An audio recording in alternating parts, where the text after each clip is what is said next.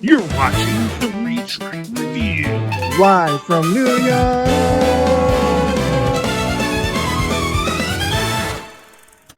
Then you're immediately like, well, so why didn't the lasers work on the door?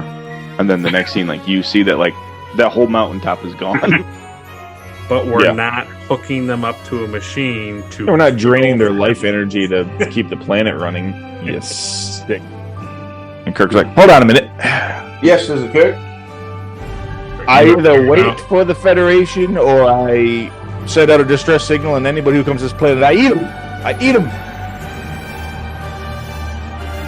Riker had to be, like, over the top and cliche in his, like, actions for the casino. Do you see it, Enterprise? Do you see it, Enterprise? Sorrow, cry for the children. First and last, first and last, first and last.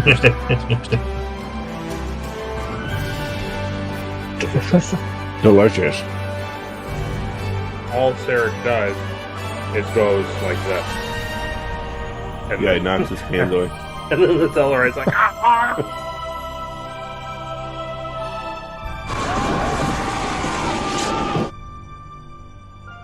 Kirk literally, he looks at him and he goes like this.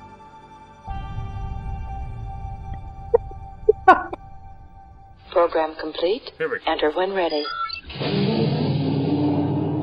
Welcome back to another Retrek Review, where each week we talk about Star Trek. And this week we're talking about episode 8 of season 4 of Star Trek The Next Generation. And that episode is entitled Future Imperfect. It originally aired November 12th, 1990. It was written by J. Larry Carroll and David Bennett Karen. They usually write together, and they've written a lot of different things. We always joke about it. How does it tie into Ron Perlman? They've wrote episodes of Beauty and the Beast from 1989. Oh, So, excellent. Murder, She Wrote, things like that.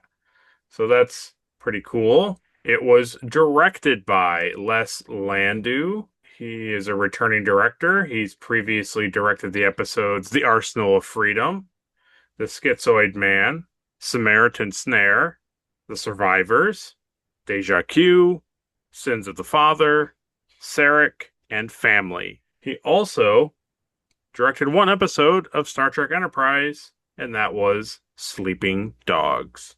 The synopsis for Future Imperfect is, after an away mission on Alpha Onias 3 interrupts Commander Riker's birthday party, the first officer suddenly awakens in sickbay 16 years in the future, where he is the captain of the Enterprise and about to negotiate a peace treaty with the Romulan Star Empire. So, that is the introduction to the episode. But before we go on to talk about supporters of the podcast, let's go over to Caleb and ask Caleb, what did he think of the episode? Well, not only is Future Imperfect the best saga of the Hulk comic books, it's also the best episode of the season. Wow. Yeah, that's where I stand. Stronger than Reunion. It's pretty good. It's a lot of the stuff that I deeply enjoy. I feel like the genuine, like, misdirection and writing in this episode is very, very good.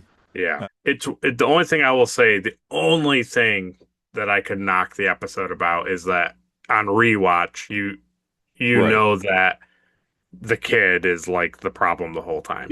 Yeah. But other than that, it's like a super strong episode. Yeah, I'm not saying it'd be great on rewatch, but for the first timers like me, Right. No, totally. It's 'Cause it's really funny how I think one of the strongest things that this episode does that a lot of other things don't do is Riker's genuine reaction and also like continual not acceptance of things. yeah.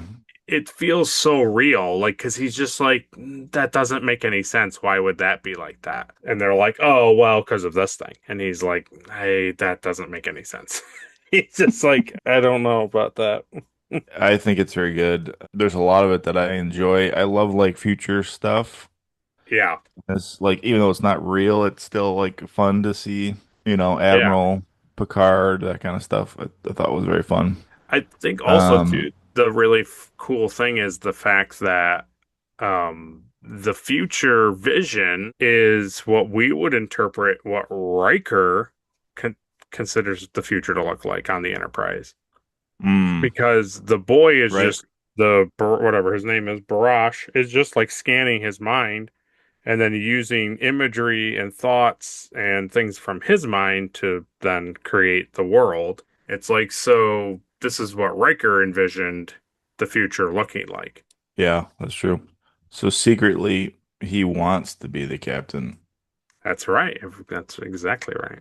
No, that's interesting. Yeah. So I think I'm gonna give it a three Akutas. It was fast and it was inexpensive, Yes. and that's how you make Star Yes. Trek. I love it. I think we've only had like 2 episodes or something that you've been like, this would be okay if this wasn't a show anymore. Yeah. Yeah, so far. Yeah. And I think the real test too is I watched this episode a while ago and like it's still like pretty fresh in my brain. Like I still remember That's enjoying nice. it. A lot of times like after an episode sits for about a few days or a week, I'm like, yeah, I don't there's another thing I don't really like about that episode. Like I pick it apart You've had more time to more think over about it. time. Yeah, Yeah. I hear you. Well, very good. That is what Caleb thought of the episode. But before we move on to the full review of the episode, let's first, right off the bat, come over here and just, yeah, and then just, yeah. And we thank Ed Markstar and Captain Olimar for their Patreon support. We appreciate those fellows being patrons of the podcast. And it's nice to see Ed Markstar get his eyes fixed, but is he confused? I don't know. And it's good to see the captain become an admiral, but is he a traitor to the Federation? I Yes. don't know. We appreciate those guys making us look good on the internet. Yeah. And as a privilege of being a patron of the podcast, they get their comments read during the podcast. So, Edmark Starr left us a review on our unedited recording of Reunion. He says, Reunion is one of those TNG episodes that amazes with excellent storytelling. Just try to explain to someone who has not seen this episode how Captain Picard becomes the arbiter of secession for the chancellorship of the Klingon Empire. Hmm. I agree. It's funny, like with your situation and other people I've done it, I'm always like, if I want, don't, I'm not trying to get them to watch every episode, just trying to watch like the highlights so that they can watch a movie or do like be a part of something.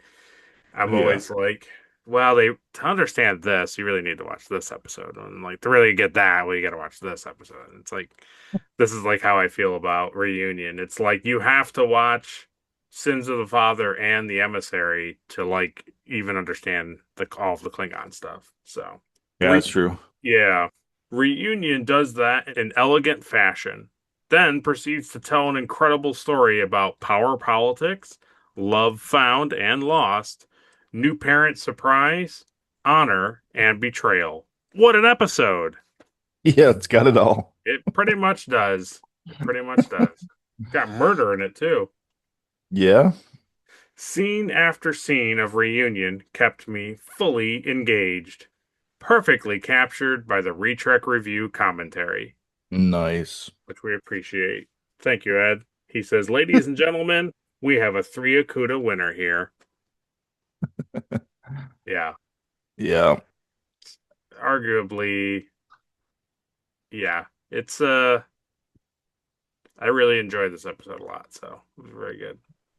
But here we go. He says, my popcorn machine has an award for the entire guest cast. But if I had to select a single winner for my popcorn award, I would give it to Charles Cooper as Kempek.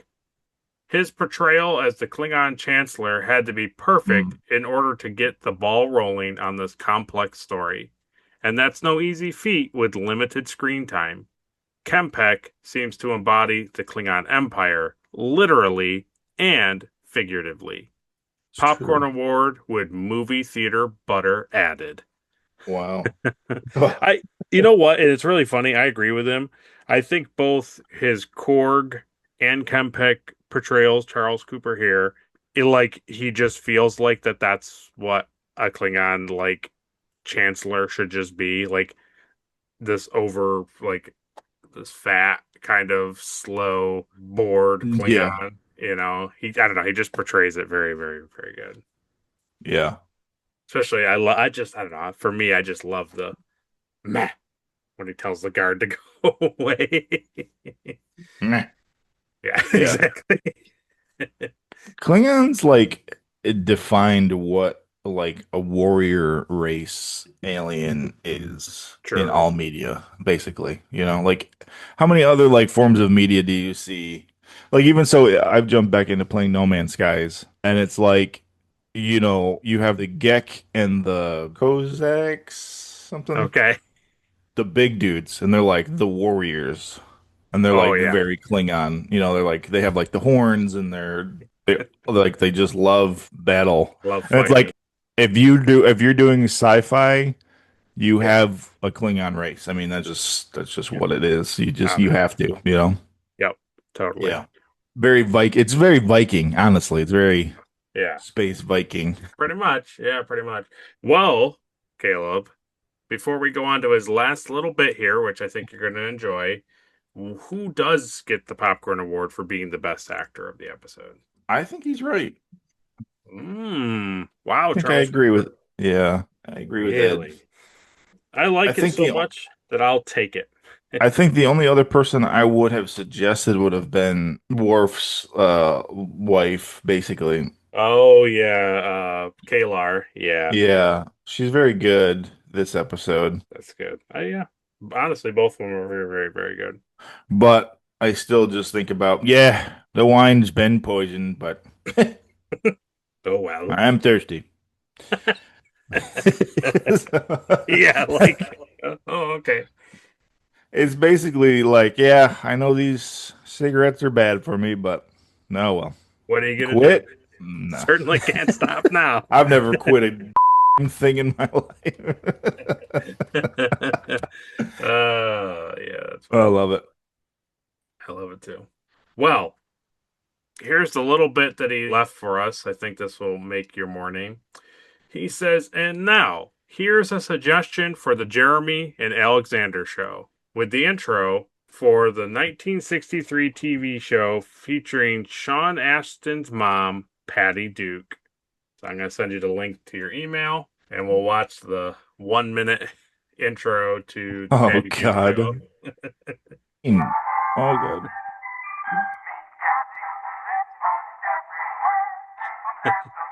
Oh.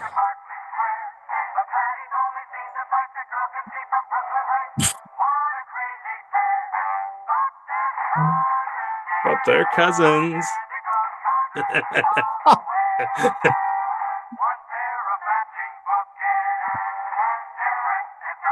Oh my gosh. It's, I mean, Oh. So Patty's a baddie, is what it's hey wow, well, it's he's from TOS. He plays a couple of things. It's so funny to me to think that Oh my God. basically the like straight laced girl is like Jeremy, and then like the rock and roll like super fun girl is Alexander. Oh God, don't do this to me. Oh man, that's too much. I can't even think about it. It's so They're good. cousins. So instead of cousins, they'd be like, and they're brothers. Oh man, I gotta A make a Jeremy Sunu song Alexander now. song. The one enjoys his abode with all his paintings and art, and the other Right. eats worms. And It's good. It's good. oh my God. Ed plays along, and we appreciate him for it. Yeah, that's great. Thanks for that, Very Ed. fun. Super fun. Yeah. And yeah, if you want to send us fun things like that, get your comments right on the podcast, make sure to join the Patreon. And if you're not going to and you don't want to, that's all right, because we thank all Thanks you for YouTube subscribing. subscribers Warrior. out there too Complot. for following us along, doing all the fun, excellent things down below, and shooting our fun podcast to the World Wide Web. So, without any further ado, let's get straight into that review.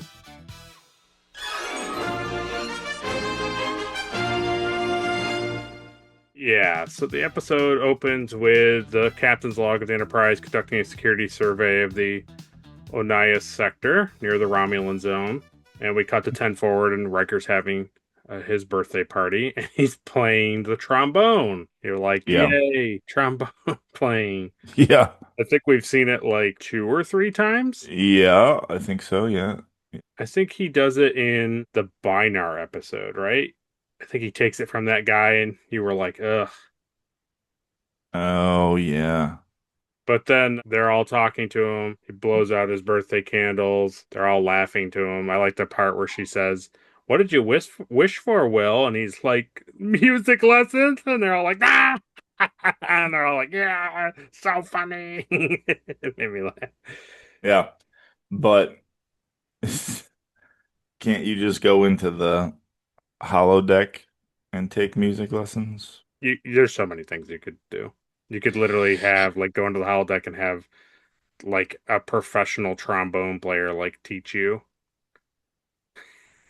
Yeah. There's so much you can do.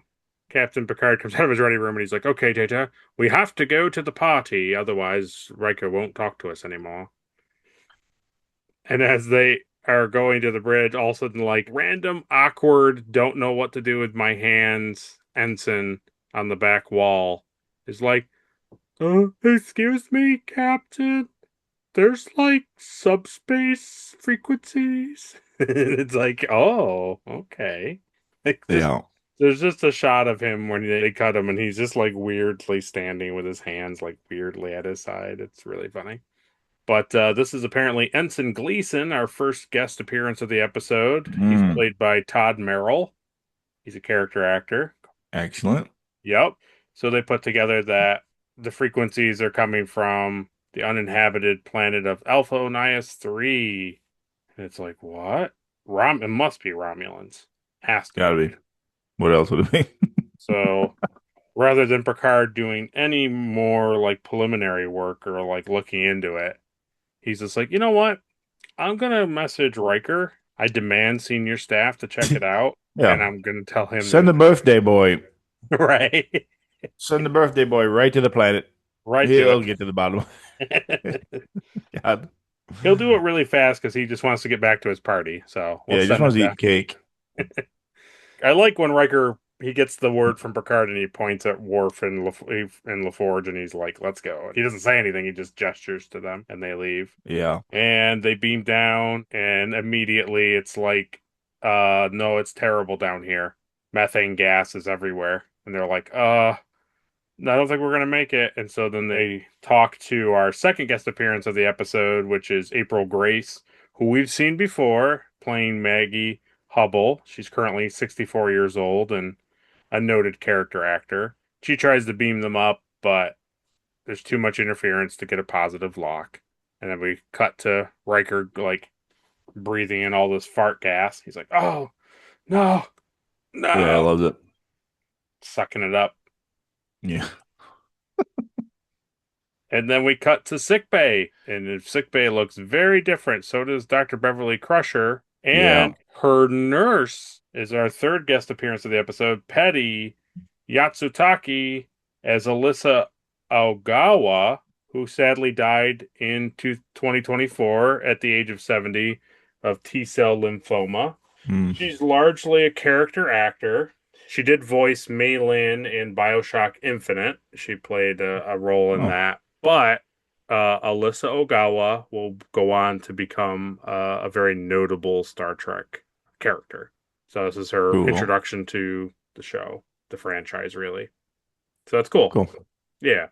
So even though It's her first appearance, and she's playing a fake version of herself.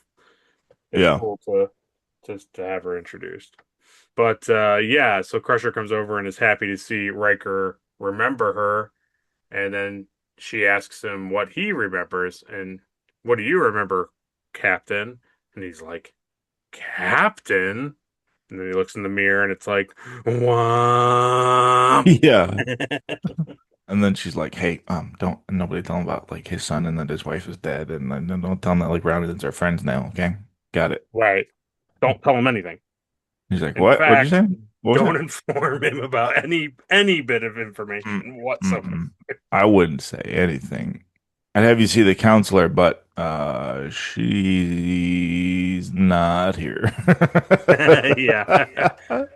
And they try to like explain it away as we go on, like why they don't do certain things to him. But ultimately, it kind of just falls on the fact that the kid he just doesn't know apparently like how to handle Riker and like the ideas that Riker is coming up with. He's like, oh, Yeah, I don't know about that. Yeah. can't keep up with Riker, man.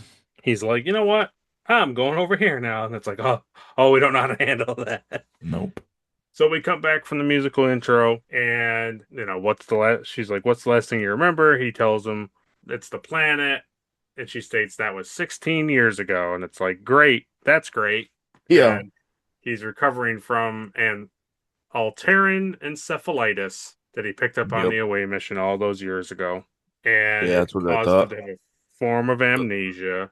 That's what I figured it was. And I was thinking, I think it's clearly where Star Trek Enterprise borrowed from, where Archer gets hit with that like weird wall thing, like that rippling wall nonsense that like rolls literally through the ship, and he gets hit with it and it hits him in the head, and then all of a sudden he wakes up with T'Pol like in the shanty town, and it's like, what happened? And it's like, oh well, the Zindi won, and he's like, Yeah. I don't like that. It's like it's kind of very similar where he wakes up in the future and he doesn't remember anything leading up to where he is. Yeah, I do remember that. That's a good episode. It is a good episode. So basically, we learned from Beverly that this virus is destroying all his memories from 16 years since the away mission, and he's the captain of the Enterprise, which he's been for 9 years, and that she wants him to try therapy to regain his memories. And then she's like, you should go to your quarters. And he's like, the bridge is way more. I don't do anything else, but I'm just on the bridge all of the time. And it's like, okay. And on his way there, we see a female Klingon officer, which was fun. Yeah. And then they get into the turbo lift, and there's a computer delay. Crusher explains that LaForge is running a diagnostic, and then when he gets on the bridge, we see LaForge with repaired eyes. He doesn't have his visor anymore. Yeah. They finally figured it out. Yep, just clone those eyeballs. I like how that's there. Well, we figured this out in the future. We just made new eyes. We finally have the technology. Yeah, in these 16 years, we were just like, you know what? Like, oh, you know Just what, Jordy? The problem isn't your eyes. The problem is our eyes. It's kind of weird whenever you see him without his visor, right? It's like yeah. you're so used to seeing it that like when you see like you just see him like staring at you, you're like, ah, kind of unsettled. It's pretty funny how he just looks like LeVar Burton from Reading Rainbow, and then it's Yeah, like, in a Star Trek yeah, but it's cosplay. like, oh, but he shouldn't look like that at all. He should have this ridiculous thing over his Yeah, face. And you're like, oh, if you could just put that back on, I would be so pleased. yeah. It's not as bad as his white eyeballs staring at you, but yeah. Yeah, true. Then he moves down to the bridge, and we see Worf at the con. He's got a nice big scar on his face. We see a Ferengi helmsman, Yeah. and we see Data as first officer. So you Yeah, tell that makes me, sense. how did you feel about like everything that you were getting, like the aesthetic? Because like they changed the comm badge, they've put like Lakar panels up on the bridge, they've changed certain color schemes on the wall. There's a lot of different things that they do to make it feel real, It's but a also feel future. it's a lot of work Yeah, for just for such a short like payoff, you know. I like that they did that. They put all that work in. it's funny to even think that like they're only going to use this for like 20-25 minutes, and it's No, I like know. Yeah. it's such an overhaul, but then they don't want to like rebuild like an alien bridge set or like have people transport down to a planet with some trees. And they're like, no. They're like, oh, but we're only going to be on the ship for like 20 minutes and we got to sell it. Yeah. So change everything, literally Yeah. everything. And you're like, But it's yes. important. It's important to make the audience believe that we're in the future. It probably is a lot easier to just change panels and stuff out on the set than I think it is. Probably, but I was thinking the bridge set, they totally changed that wall and like exchange it out for like lacquer panels. Like it's not even slightly the same.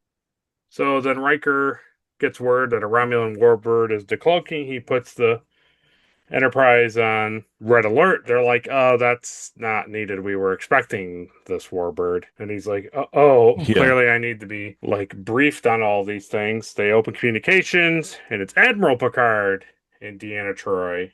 And Deanna's in like an actual proper uniform, which is cool. Yeah. You mean it goes up to her neck?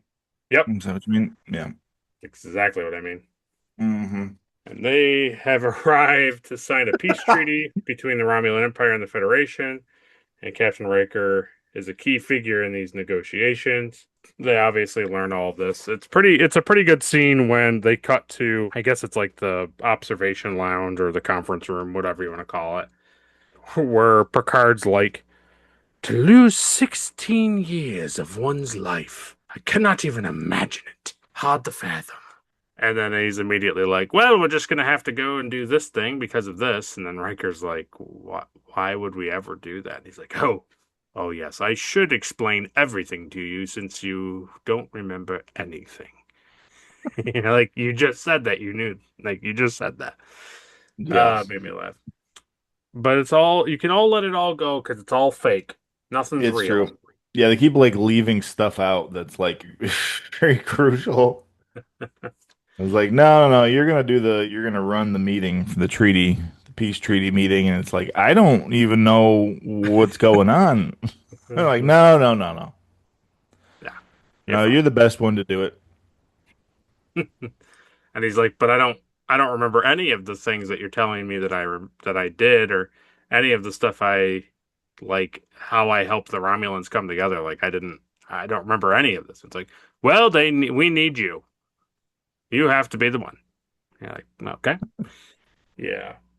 Somewhere in here, I think we get our fourth guest appearance of the actor who plays the transporter chief. I think he brings them. He definitely brings Picard and Troy to the Enterprise, but I don't remember him talking in this scene. But I'm just going to place him here because I remember him being here.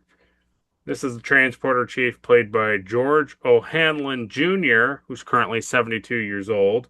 He's a character actor, but fun trivia about him is he is the son of the voice actor George O'Hanlon Sr., basically, who did the voice of George Jetson, the original Hanna-Barbera George Jetson. Nice.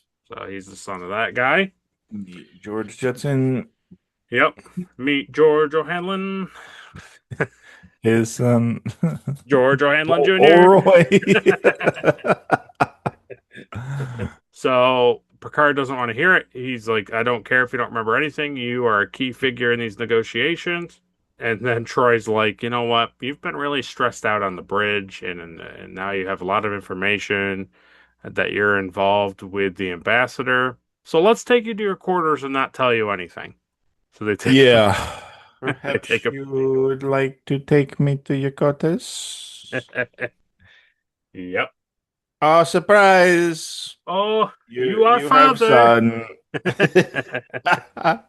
No, he's like, yeah, nothing in this room looks familiar at all. And then it's like, womp, womp, womp, womp, womp, womp, womp, womp. He Daddy, does you're home, Daddy. it.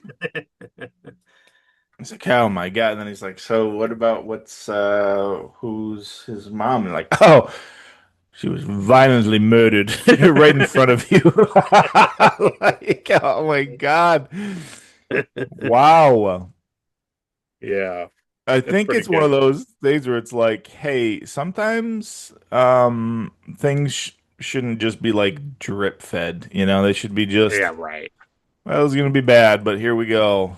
Uh, Yeah. Just it's tell them like, everything. Just tell them yeah, everything. you don't want to Columbo it, you know? You don't want it to be like, Right. wow, this is really horrible. Wow, I can't believe this is happening. Like, oh yeah, one more thing. Yeah, that's true. Well, Yeah, that's when we get introduced to our fifth guest appearance of the episode. This is Chris Demetriel playing Jean-Luc at this point. He's currently 49 years old. He's a character actor, but he is famous for playing Jeremy Tupper in the HBO show Dream On, which he was in 55 episodes of that.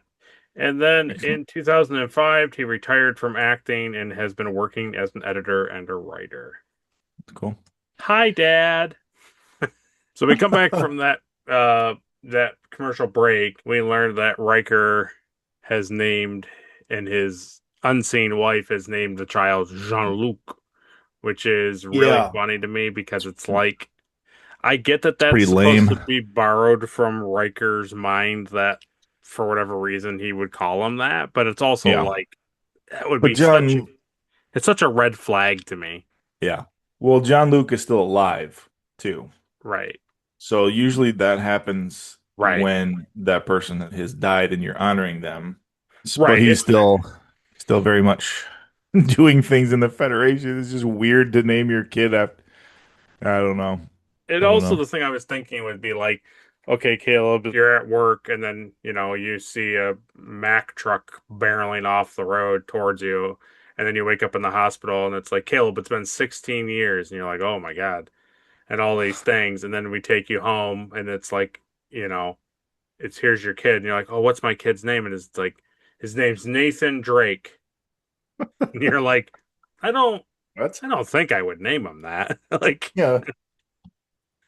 Yeah. it's His just name's Will. yeah, right. Oh, Right. Like, okay. oh, like I don't think in my mind Yeah. I thought I would You're name like, my oh my child God, what that. happened to Will? Like, oh, nothing, nothing.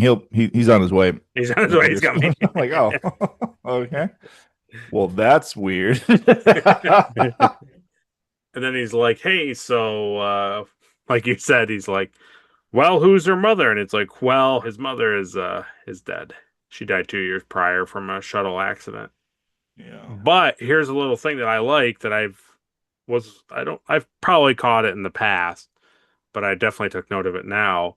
Troy says to him, she goes, "Oh, Min was an excellent captain's wife and ship's counselor." Mm, So she doesn't say minuet to like fully reveal right. it, but she definitely addresses her, which is funny. That's interesting.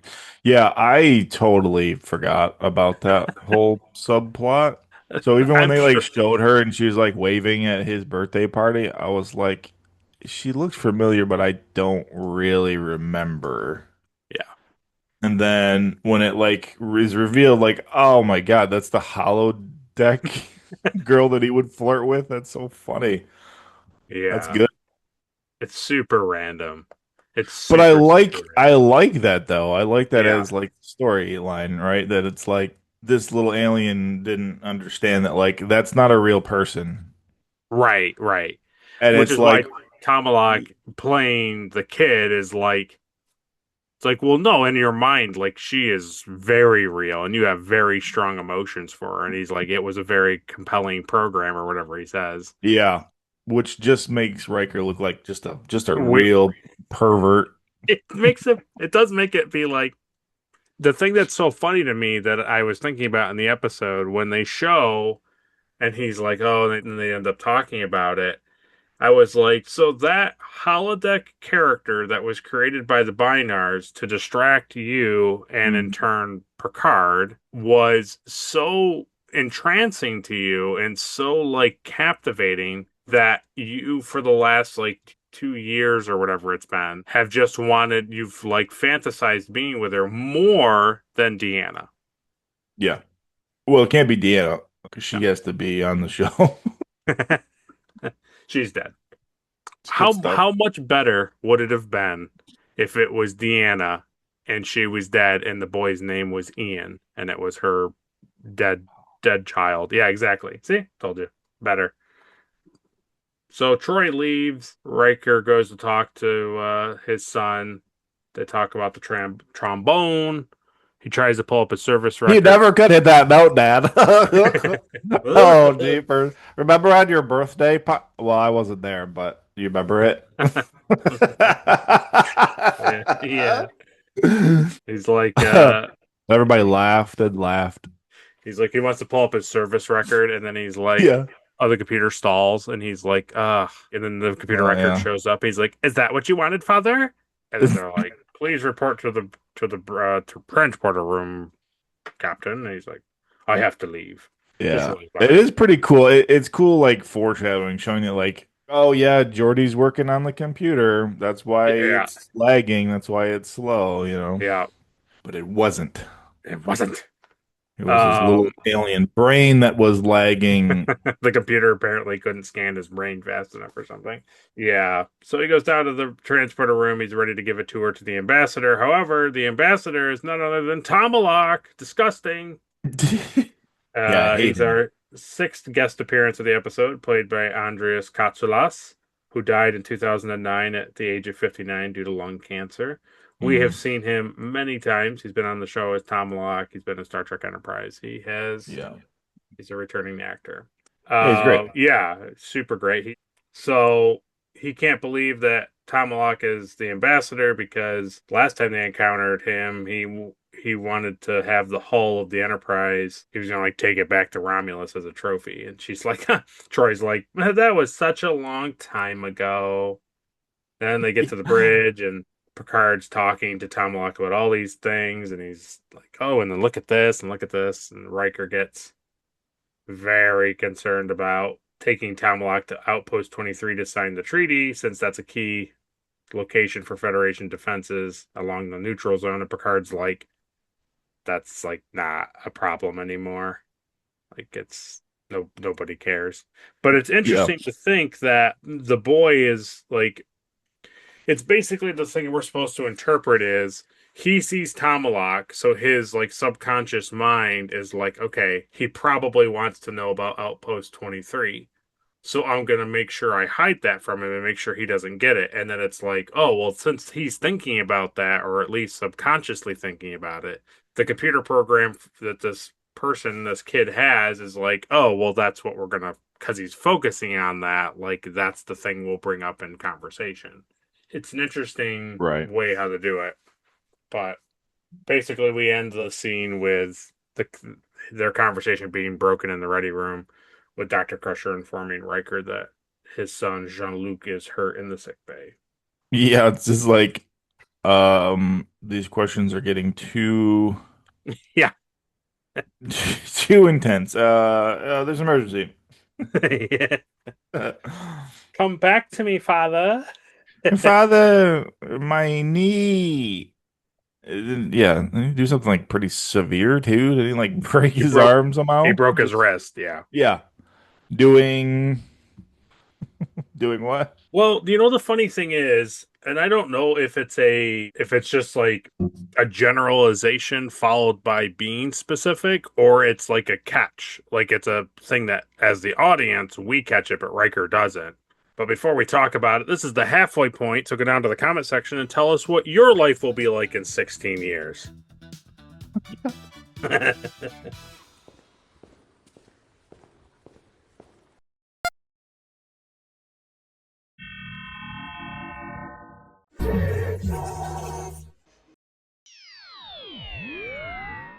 But yeah, we come back from the commercial break. We find out that Jean-Luc was playing Parisi Squares, which is in season one, and it's the thing that Yar and Worf are all off to play in the same exact uniforms, which was cool. Yeah, that's right. Okay, I forgot. I forgot about that. Yeah. But the thing I was saying was, I'm almost positive in the opening moments of this coming back from commercial, Beverly tells Riker that he broke his arm. And then Riker scolds his son for playing Parisi Squares. And he gets all, you could have broke your neck and blah, blah. And Crusher takes Riker aside, and it's like, okay, so when did you start playing? He's like, well, obviously younger, but still. And she's like, I get that like it's hard for you, but it's imagine how hard it is for him. Yeah. And she says, all he did was break his wrist. And I was thinking about it like a wrist and an arm are very different. Like he broke part of his arm, but Yeah. he broke his arm. One's connected to the other. Right. Right. Just very interesting. That is interesting. Yeah. I wonder And if I that's like a also, slip or if right, it's, right, intended. exactly. I also think that the way that Beverly counsels Riker about his son is a little bit of a red flag because it's like I get that like Jean-Luc's mom is dead and now his dad like doesn't remember him, so he's effectively like gone too. Yeah. And it's like, so just think about what it would be like for him. And it's like, but Riker is clearly affected by a virus. You wouldn't just be like, oh well, dude. Like, oh well, that you don't remember anything. And think of Yeah. how hard this is for Grow this up. You have a virus. son now. Right. Like, and I was just thinking, like, it's fine, obviously. Like it's not poorly written. It's just like it's another red flag when we Yeah. flash forward to Ethan in the Romulan base, and it's very much just kind of like, no, we'll just go and do anything. We'll just be best friends. And Riker's like, I don't understand any like why can't we go back to the Enterprise? And it's like we can't go back to the Enterprise. It's impossible. You're like, oh, Impossible. okay. No, father. Yeah, I know. Yeah, it's just like, yeah. No, if this was real, this would Right. this would be horrible. This would be horrible for like both sides because it's like, Oh, you know what I mean? It's like, so here's your dad, and now he has no memories of you, no affection for you, no yeah. nothing. It's just like that's horrible. Yeah. They do have a cool scene after this sick bay scene where he's like, "Hey, I want to commit to building new memories with you. Let's do the Curtis Creek program." And then his son is like, "Oh, we love that. We love the Curtis Creek program. You take me there all the time. I love it." Remember that time when Bob fell into Yeah. the Yeah. river? And then you fell in and like everybody laughed. Then we fell in, and you guys started like making out right there. Yep. And I just kept fishing. Just kept on fishing. God, you guys were in love then. I remember. Yeah. And then I thought of you when this next sequence happens is Riker goes out to like the living room area and he calls up family records. And Uh-huh. I wrote down in my notes, family pictures, yay! Like Yeah. evidence Only of, when the storyline needs it was when you get those. and it just shows Riker and his son like having a blast. Apparently somebody decided to film him scaring him as a clown or something. I don't know. I don't know if the ship films or just there's just live footage in the room all the time. I don't understand. Perhaps it's the drone that apparently flies around. Shut up. Up. And so then a really, like you said, if we talked about it, a really crazy thing, he pulls up, he asks then for his like videos of his wife, Mrs. Riker, and it comes up and it's like another thing, like they're playing and then she shows up. They give you a chance to like see her face and you're like, oh, she looks kind of familiar. And then she like, I think she has like a cake in her hand or something. And she sets down the cake and then they're all like hugging each other and kissing. And then for whatever reason, they turn to the camera and they're all like, hi camera. Like I don't know why they do that because it's like is there a I fourth person in the room like I don't filming this? know. I don't know. Nobody knows. But yeah, we see it is Minuet and it is Carolyn McCormick as Minuet Riker, who's currently 66 years old and a character actor, a returning actor. And the crazy thing is, when you really think about it, they brought Carolyn McCormick back, shall we say, as like shorter hair, and Yeah. they filmed like a minute long sequence with her, and that's it. They were like, thanks for coming back. Yeah. And she's not in the episode whatsoever Here's your again. check. Exactly. It's crazy. It is crazy. Yeah. You don't Yeah. expect those type of moves like from a TV show like that, where it's just like we're bringing back this actor who's only in it for like less than a minute, and you're like, oh, so Especially this show, because this show does not do things like this. right, right, exactly. They're not even close to referential to any of it. No. And then all of a sudden the music changes, and he's like, and he turns slowly to, and he's He's like, like, wait a second. That's that woman from the Holodeck. The he's like, Holodeck. Yeah. like, really? That's really interesting, Jean-Luc. That's very interesting. Did you have a great time talking to your mother? He's like, oh God, we got to get him out of the room. He's learning. Take him to the bridge. And then Jordy calls him to the bridge, and he gets up there, and he's like, hey, so why is it not working, Jordy? He's like, oh, well, I gotta take the warp engines offline, so we're gonna have to be here for a bit. And he's like, oh, why is the delay still happening? He's like, well, I'm Yeah. still running a level 1 diagnosis. He's like, for Yeah. 30 hours? Don't think so, buddy. He's like, yeah, right, fatso. You lying piece of crap. You may have two eyes, And but you got one he brain walks down cell. he walks down to Worf, and he's like, Worf, where'd you get that scar? Worf's like, oh, I got it in battle. He's like, cool. Where? When? Like, what planet? What weapon? A big one.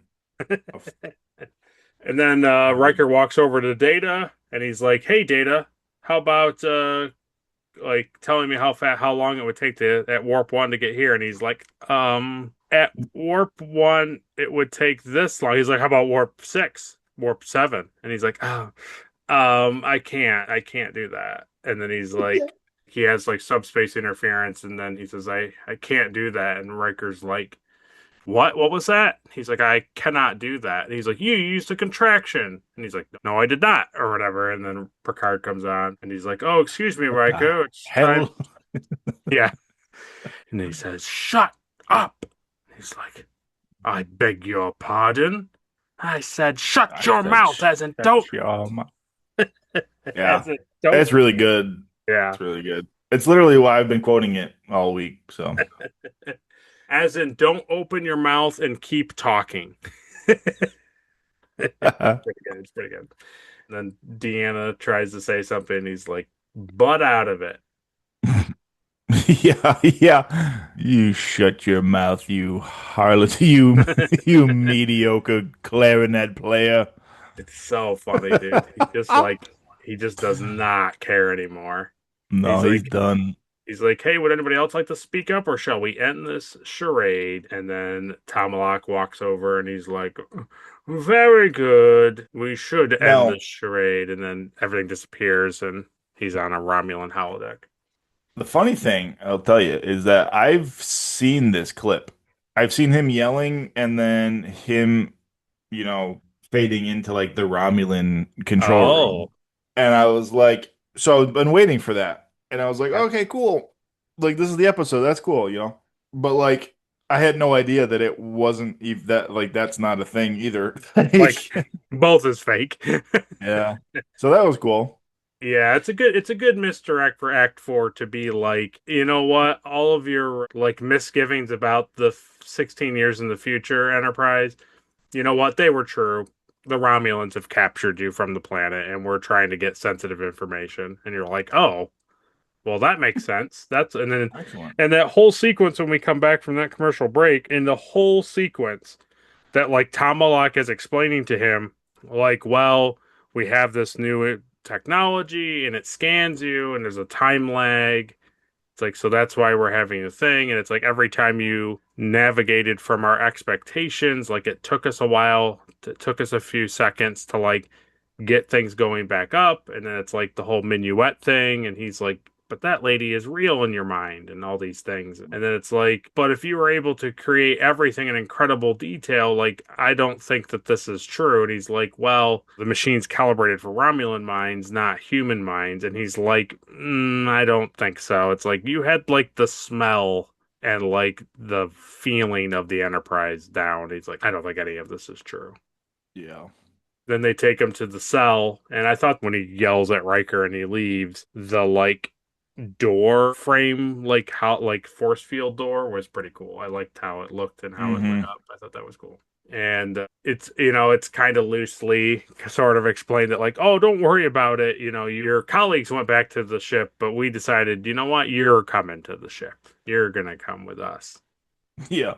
And then when they put him in the room, there's a child, and it's like, why is there a child in here? And it's like, well, he just was somebody we had in the cell that we just incorporated into it. Yeah. It's Yeah. like, I don't okay, know. We just thought it'd be fun. I don't know. We're bad. right. And he's like, whatever, Disney. We're bad dudes, remember? Right. And then they just leave. And then Riker wants to talk to him. And he's like, no, don't hurt me. Don't hurt me. No, no. And he's like, I'm not going to hurt you. I just want to know you. And then after reaching the kid, he says, oh, I'm the son of researchers on Meridian 6. My name's Ethan. And then Riker's like, isn't Meridian 6 like abandoned? Or he says, like, I didn't think it was inhabited. And it's like, oh, it just happened. And he's like, but then why wouldn't the Enterprise know about that? And he's like, They I were don't really busy. get it. He's like, but I can get out. I can escape. And he's like, okay. And then immediately Tom Locke comes back in and he's like, I know you know where it is. I demand to know it. Like, immediately distracts him. Yeah. And then the kid's like, escape. And then they have a fun escape thing to the vent and they get to the vent. He's like, here it is. Here's where I've escaped before. And they crawl in and they put the vent back up, the vent, like the register thing. And and you watch Riker put a paper clip apparently like through the side of the vent Yeah. on the thing. And then the To Romulans come up hold it. like, I can't get this thing off. It's so funny of how well the episode writes to this. So at this point, even though we've been talking about it, how hard did you buy into the fact that the Enterprise stuff was real? Not the Enterprise stuff. So like when he wakes up on the med bay and it's like 16 years, you have a virus. Yeah, I knew that was not really going on. Okay. But So this you did part here, I was totally invested in. so you were yeah, because I could see that because I wasn't sure when I was watching it. I was like, I wonder if Caleb believes the Enterprise stuff and then thinks that like they're just gonna somehow like cure him of the virus and it kind of like the Enterprise episode, like his memories revert back to going back on the Enterprise kind of a thing. Yeah, no, I didn't. I think because honestly, I had that like I said, I had seen before that clip of him being like, Oh, with that's true. Romulan. So I kind of figured that this was like a simulation thing. Because the episode starts off with them saying like, Yeah, um, yeah, we're in Romulan space. So it's like, well, obviously there has to be Romulans. yeah. So that's Sure. kind of where, And then you have the um, imagery of everything shifting and then Tom Locke and all that. yeah. But now this part here, I thought for sure like this was all realistic. This was all real stuff happening. Yeah, and sadly, any of the like poor writing plot that is presented in this short little bit with the kid, it's like, well, you don't know if it's the writers of Star Trek like not thinking things out well, or is it the kid like not able to anticipate what Riker's thinking. Yeah. I don't Yeah, know. it's just interesting. So he shows we end the commercial break with the Romulans trying to open the vent. But before we do Act 5, let's talk about trivia. Oh, not again.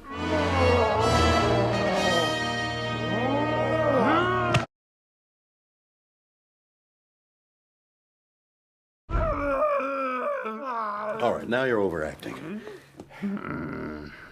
So one of the producers, writers of the series goes on to say, Brandon Braga, he says, we've had some amazing pitches, but the most notable we ever heard was in Future Imperfect, where the team came in and said, we have a story where Riker wakes up from an accident 15 years in the future.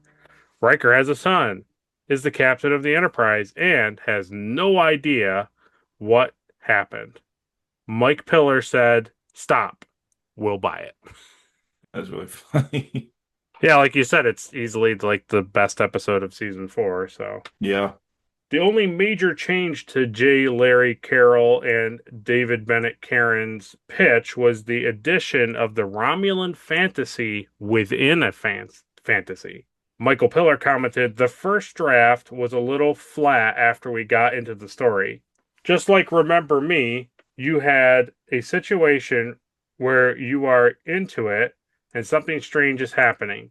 And yet it can't just turn out to be a dream at the end of the show because it's not satisfying. What you do is you get to the third act and you need to do something that moves the action forward. This is one of the best examples of the notion that you shouldn't censor yourself. I just talked and David Karen said, you mean that he thinks it's a real Romulan plot for an act? And I said, that's not what I mean at all. Then I said, stop, wait a minute. What if that's exactly what we do and play it out as a Romulan gag for an act? That's what I think made that show work. And I think to your point, like, even if you hadn't seen that clip, like, as the audience, you're kind of like, well, obviously episode 9 is not going to be 16 years in the future and everything just stays like this and like, oh well, it's like obviously they have to fix this, so the chances of this being real is pretty slim. So when everything fades away and it's the Romulan holodeck and he's put in a prison with a kid and all this stuff, you're like, well, okay, well that obviously makes sense. Says the turbolift scene with Riker and Barash was added because the episode was running short. Carol and Karen met with Rick Berman and Michael Piller to create a new scene the night before it was filmed. So when he's in the turbo lift and he's like, I'm sorry that I'm a terrible father and I want to get to know you more and all these things, that was added pretty much last minute.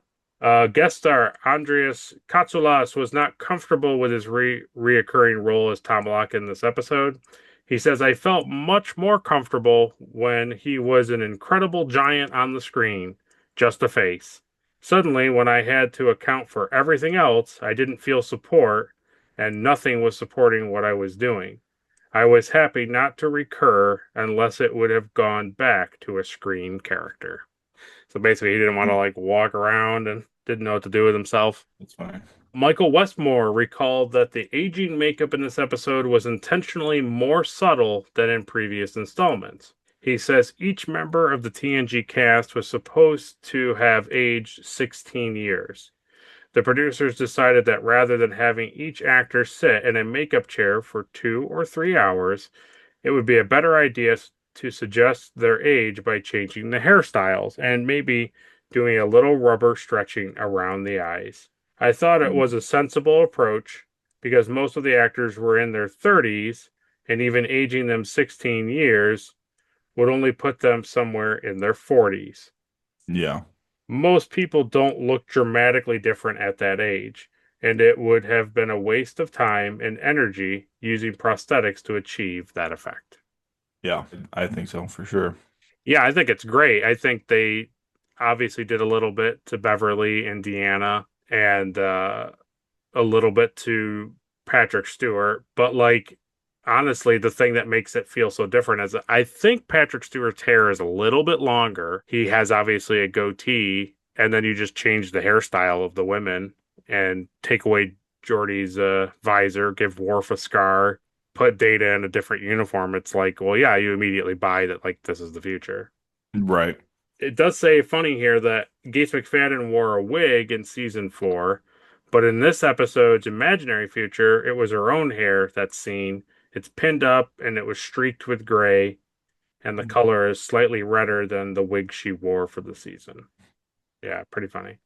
The set for the Romulan base in this area for the illusion was a redress of the Borg interiors from the Best of Both Worlds Part 2. The things that Riker references to Tomalak were made in the episode The Defector, both of them. He would display the broken hull of the Enterprise in the Romulan capital. That's in the Defector episode. And he also recalls Picard's comment from the same episode, you've always said it's a chess game with the Romulans, where indeed Picard had previously stated, it's always a chess game with them, isn't it?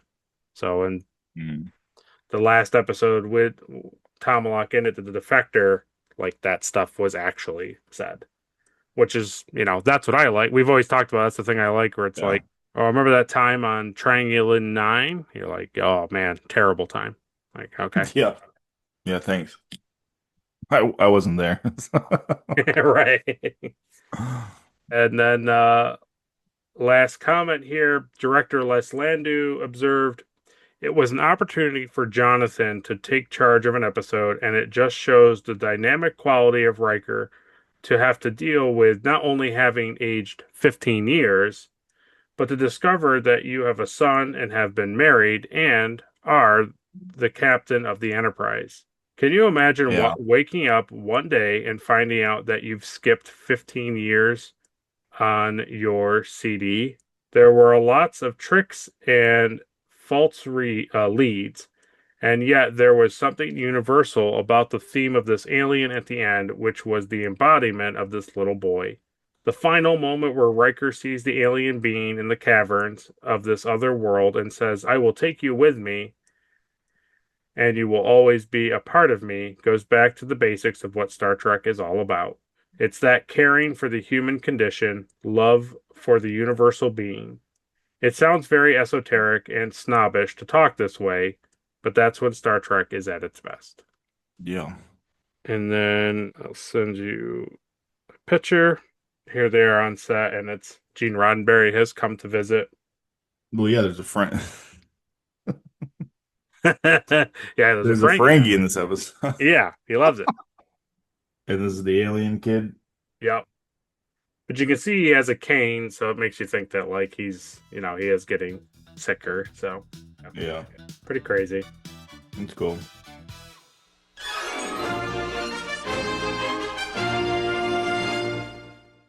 Well, very good. We come out of trivia. We learned that the Romulans that are chasing him, they can't scan because the kid said, "Oh, I don't know, their scanners don't work." And then Riker's like, "Oh, because there's heavy metals in the wall," and he's like, "Whatever, you know it." Yeah. And then they run through all these like spots and everything, and then he's like, "Look, I have this very complex, highly detailed map." And he's like, "Oh, okay, great." And he's like, "So how do we get out of here?" And he's like, "Well, we'll have to take the shuttle bay." He's like, "Well, how many people are on the shuttle bay?" "Just two or three." "All right." He's like, "Well, instead of doing that, I'd like to get to the communication room here you talked about and reach out to the Enterprise." It's like, "No, you can't do that. It's a voice print identification system, and the only person who can do that is Ambassador Tomalak." And he's like, "Ambassador Tomalak?" He's like, "Yeah, what do you mean? What's wrong with that?" He's like, "Ambassador Tomalak?" He's like, "Yeah. Tomalak is a Romulan captor, and Ambassador was the only thing he was called in my fake simulation. How do you know anything about that?" And then all of a sudden you hear the Romulans breaking in. It's like, "He's down there. He's over here." And he's like, "Oh, no, they found us. We have to go." And Riker's like, "But I thought you said they can't find us in here."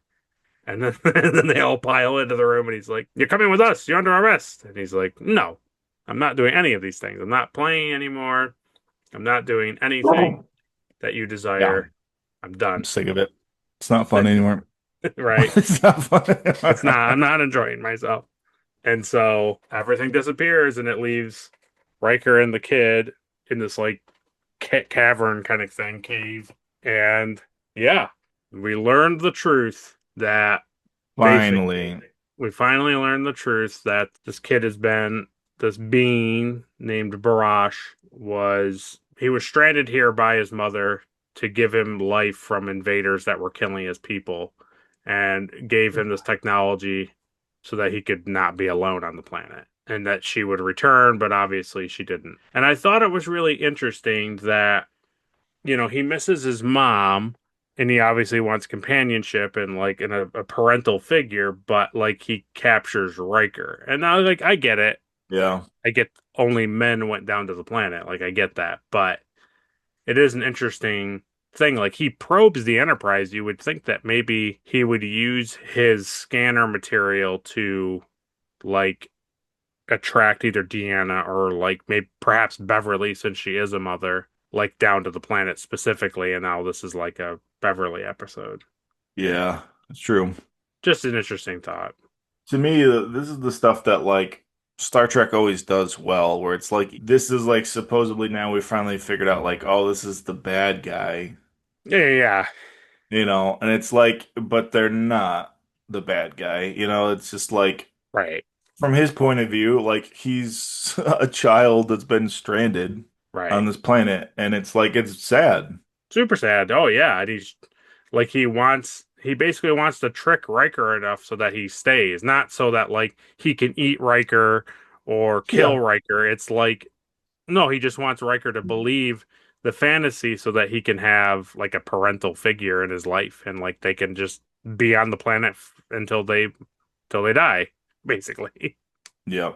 Which is why he's like, no, we can't go back to the Enterprise. The shuttle is a great space, and then we'll go and have the bestest of times. It makes me also think he's also like in the Enterprise thing, you think like Geordi turns off the warp engines so they can't go anywhere. And then you're like, oh, what would be the thing that would make Riker never be at ease? It's like, well, the Romulans are constantly doing something and they're near the neutral zone. It's like, we'll just make them at peace with the Romulans. Like everything's fine. Yeah. It is funny though. You almost think like, why have him go through the process of like being a part of the treaty? And I don't know if it's like he in his mind, like Barash had to know, like knew that Riker had to do it himself, or otherwise he never would believe it. Like if somebody told him, like, no, we're at peace with the Romulans, and he's like, no, we're not. Until Yeah, that's a he, good point.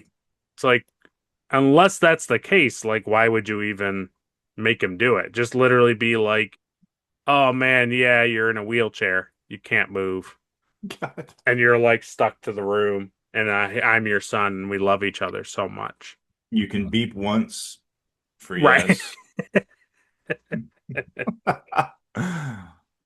That is interesting. That is interesting that instead of just being like, "Hey, remember like all this stuff?" Like, couldn't he even have given like him like fake mem? Well, no, probably not. But I mean, he yeah, literally could have just had Beverly wake up and he's like in a bed and he's in Alaska. And it's like, hey, everything is happening that we said. Like, she tells him the exact same thing, but now he's just like in a cabin in Alaska on Earth. And it's just like, we put you here where your last wishes were to be brought here. Like, like Starfleet has pulled you from active duty because of your condition. And like, you're just here to like live out your days with your son. And he's like, it's let's go fishing, Dad. It's like, yeah. I don't know. It's funny too, even like from the production side of things, where it's like what we were saying, like it's so much work to redress the entire like Hmm. enterprise. So they do all that to sell this thing where it's like, but like you said, you didn't have to make him go through the peace treaty and No, all that stuff. right. Yeah, I get it. It has to be a thing where you have to make it faulty. Otherwise, like Riker would never come back from the planet, basically. If it was Yeah. like too good and like too Well, yeah, believable, yeah. then it's like there's no episode. It's like, yeah, Riker's gone. He went down to the planet. We can't find him. He's gone. Never saw him again. Yeah, pretty funny. But yeah, Riker sympathizes, takes him back, tells him that he doesn't need to be alone anymore. And then Ethan, Jean-Luc, whatever the boy reveals himself, his true identity is like some kind of like an insectoid, but kind of like the gray aliens that we see in Yeah. our media. And he's called Barash. And he is though uncredited, it's not Chris, it's not the kid in the suit. It's a girl, Dana Julander, Hmm. who's currently 58 years old. This is her only acting role, and the production staff just needed someone who was small enough but over 18, and she was cast through Michael Westmore as a family friend. So some family friend of Michael Westmore, they were just like, "Yep, put her in the suit." Wow. So pretty cool. And the two of them transport right before they get transported back to the Enterprise. Riker tells Barash, "You will always be Jean-Luc to me." It's a weird It's it's a weird. weird line to end on, right? It's super is weird, and also just like Jeremy, we never see Barash again, so it's fine. Well, obviously, yeah. I mean, you're basically like my son, and I'll always remember you. And it's like you'll never ever see this character again. Yeah. Riker will Hey, you never guys bring. remember that time I was kidnapped on that planet by Nope. that alien kid? What was it? Oh, man, what the heck was his name? Man, Yeah, I don't know. I guess it's not important. not sure. Yeah, it's super super funny. It's a funny line to end the episode on for sure. I'm like, oh, okay, man. Everybody's just having, kids and brothers on the show that And it's you so never funny. see again. Yeah, and it's so funny too because he's like, "Well, I'll always remember you as Jean-Luc," and it's like, but like you were saying, he believed the Romulan thing more than the future 16-year thing. So it's like, why wouldn't he be like, "Well, you'll always be Ethan to me"? It's so funny to just, it's such a weird line to end on, but that's all right. Well, also, it's like it's the same thing as the Tin Man. Oh, yes, When where we he's like, find out what the name of the thing is, we can stop using our yeah, name for it. So it's like, so this alien kid's like, my name is whatever, and I was abandoned here, and my mom is dead, and it's right. been really bad. And he's like, yeah, well, I'll always remember you as John Luke because I can't even stand to look at you in this form. It's disgusting. It's true. Disgusting. It's so very true. You You disgusting. You despicable. disgusting alien. Yeah, it's so very true. Well, that was our review of the episode. Obviously, a fun one to talk about. I always think it's amusing how, like, a fake episode, like Remember Me, where it's like all the stuff in it is like 98% of it is fake and the rest is real. I always find it funny that, like, normally our reviews of those episodes are not as complex because it's like, oh, that was really stupid. It's like, it doesn't matter. It was fake. So it's like, you can't be upset with too much because it's not real. Right. But before we talk about next week's episode, let's do the thing that everyone's been waiting for. No, they're not gonna hold me down, 'cause I've got faith of the heart. Oh, Caleb, who gets the Erica Ortegas Award for being the most unlikable? Jordy's eyeballs. Most Hate him. unlikable. Yeah. That's really funny. Nothing you could do about it. You got to look at him. That Yep. part where he's standing when he comes back up and he's like, he now thinks everything is fake or was wrong. And he's like, why would this happen? And it just shows LeVar Burton like getting angry. And he's like, oh, God, I'll kill him. I'll kill him where he stands. Well, next is the Elizabeth Cutler Award for the most forgettable character of the episode. Wesley, because he can't be in the future because he can't look older than 12. Yeah, we already know what he looks like older. Yeah. Q showed us what he looked like, so. Oh my God. Just get that actor back and sit him in the chair. Yeah. Will Wheaton is not in the episode, so No. very true. Next is the Mugatu Award for the best alien of the episode. It has to be the kid. Yeah, it's true. Wabash or whatever his stupid name is. Barash, yeah. Yeah, that's it. The funny thing is, I was thinking is like, it kind of like he's the only real alien besides Worf in the beginning in Indiana. So it's like, Yeah, he's it. he's the one. We'll take it.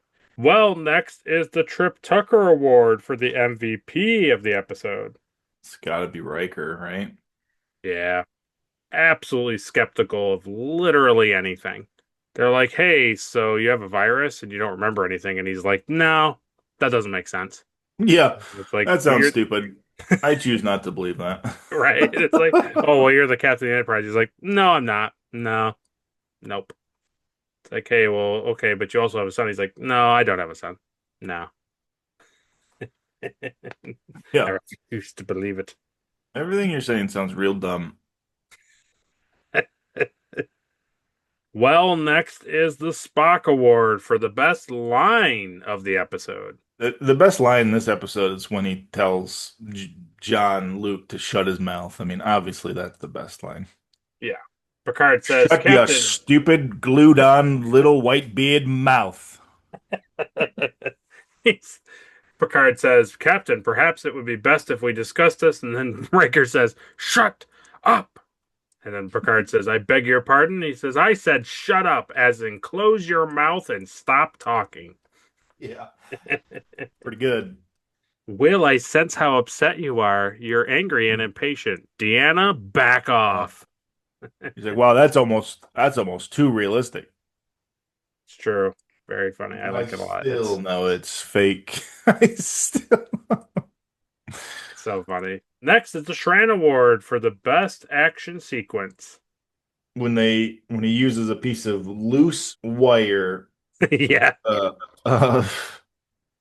A bread bag clip he uses to tie the gate. And aren't Romulans supposed to be like just as like strong as like Yeah. Vulcans? Yeah. Oh, yeah. They're like, oh, we can't get it off. It's stuck. Jeez. It's stuck. Oh, well. And then You they're must have like, used some kind of thin aluminum. and then they're like scanning and they're like, no, don't see him on the scanners. Guess we got to go. Definitely can't phase through the wall. Yeah, right. We could shoot our disruptors at it, but no, we won't. Nah. We definitely found the kid in this back room before, like he said, but no, we won't search in there. Yeah, this is the only place he goes. Right. What are the chances of him going there again, though? Pretty low, I'd say. Well, that's lunch, and then they all break out and go back. Well, very Yeah. good. Next is the NX-01 award for some sweet ship stuff. The future design of the Enterprise is pretty sweet. Yeah, I agree. And the Delta badges are cool. The Admiral badge is cool. Yeah, it's like the pips are integrated with the comm badge, so it's like, you know, like some characters have 2 lines behind the Delta or 3 lines, or he has 4 lines for being a captain. So instead of the dots on their collars, it's Oh, yeah. on the comm badge. So that's cool.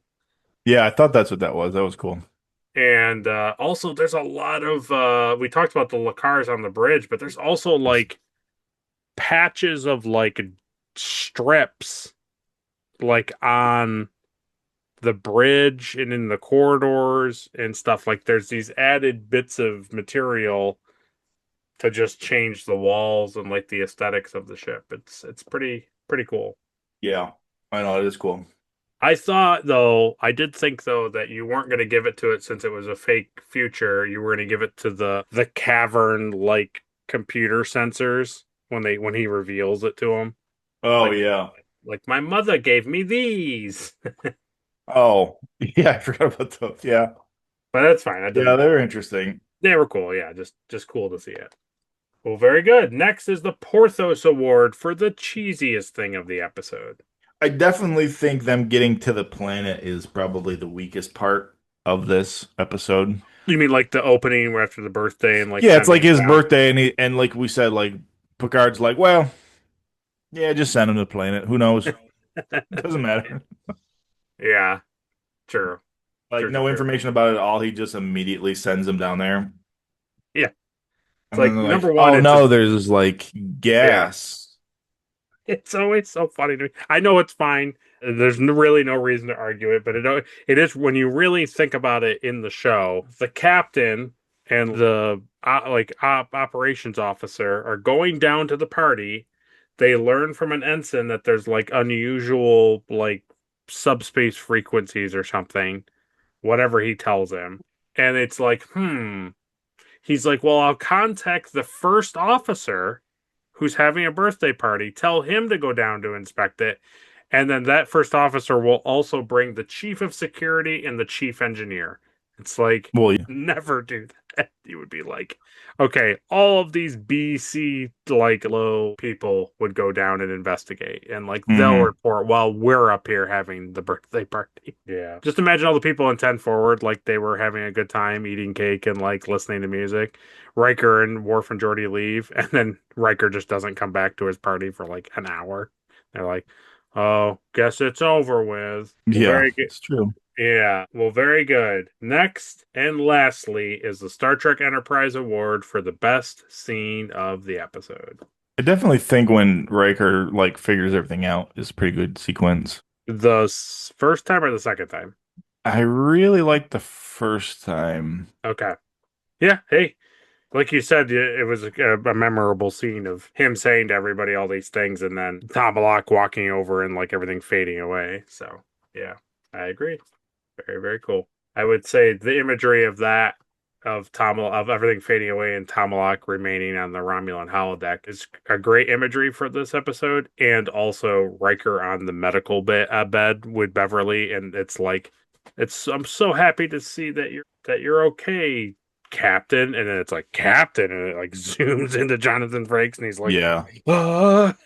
It's also a very memorable shot from the show. Yeah, it's pretty good. Well, very good. That is what Caleb awarded the episode. That's what he thought about it. But now it's your turn to go down to the comment section and write your own review of the episode, but also have your own award ceremony where you can tell us who got the Popcorn Award for being the best actor of the episode. There's a lot in there, and they had to play alternate versions of themselves, even though they were fake. They still had to act it out. So let us know who you think it is, and then you'll get to hear Caleb tell you if you're right or wrong. That's the best You're part wrong. about it. Unless you're Ed, then you're right. Next time on Star Trek The Next Generation. Next week's episode is, in fact, episode 9 of Star Trek The Next Generation. And that episode is entitled Final Mission. Ending their 5-year mission and heading back to Earth. Maybe they are. Yeah. And maybe they're not. No, it's somebody else's final mission. And whose final mission could it be? You'll have to tune in next time to catch it. Yeah, so we have that to look forward to. We'll see how Caleb feels about that. If they love it, the only way to know is to watch it. And so that's what we have to look forward to next week. And as always, if you enjoyed our review of this episode, please like the video. If you disliked our review of this episode, please dislike the video. Share it with all your friends and family and Trek enthusiasts out there. Subscribe so you don't miss a review. And ring that bell so you can watch a review as soon as it hits the channel.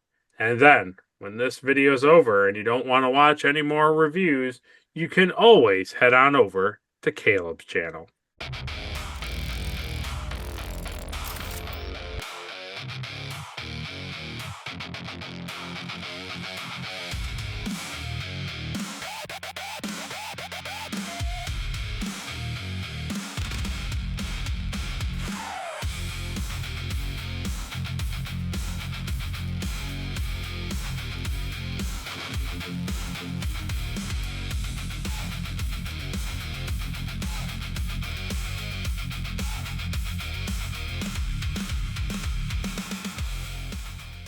So you saw there that Caleb has some fun things to check out. Make sure you go over there and see what he's all about. And, at least whatever you decide, if you go over there, please subscribe. We thank Ed, Markstar, and Captain Elimar once again for their Patreon support. We appreciate those fellows making us look excellent and making us feel accomplished as YouTube podcasters. Maybe put some love in the chat for those fellows. They'd like it. And until next week, when we're talking about episode 9, Final Mission, Caleb, send us out. Computer, delete all record of my extensive holodeck simulations. You can keep the fishing one. Thank you. See you guys!